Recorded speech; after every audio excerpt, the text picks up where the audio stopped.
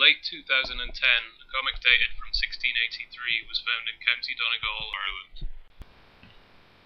This, I will prove, is a cruel and unedifying act of fraud. Maybe I should read it over first, actually. Starting now. In late 2010, a comic dated from 1683 was found in County Donegal, Ireland. This, I will prove, is a cruel and unedifying act of fraud.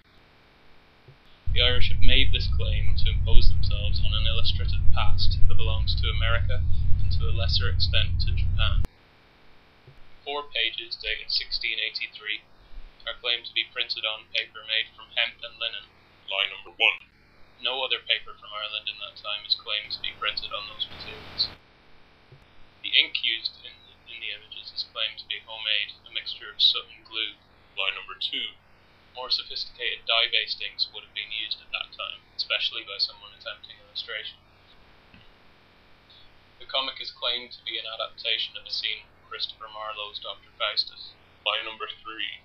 The scene bears no resemblance to the play version. The character of Mephistopheles is omitted, and the dialogue is a poor imitation of Marlowe's style, rather than a reproduction of the same text. Even if, and this is a big if, this comic was actually from 1683, the lack of quality found in it, both narratively and artistically, has to be taken into account. This is another attempt to undermine America's position as the creator of the comics genre. Beginning in the early 20th century, American produced genius cartoonists such as Winsor McCay, creator of Little Nemo, George McManus, the creator of Bringing Up Father, and Richard F. Outcault, the creator of Yellow Kid and Buster Brown.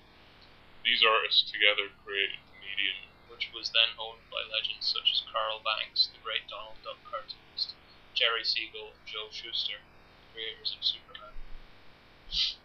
Bob Kane and Bill Finger, the creators of Batman, and Will Eisner, the creator of The Spirit. This is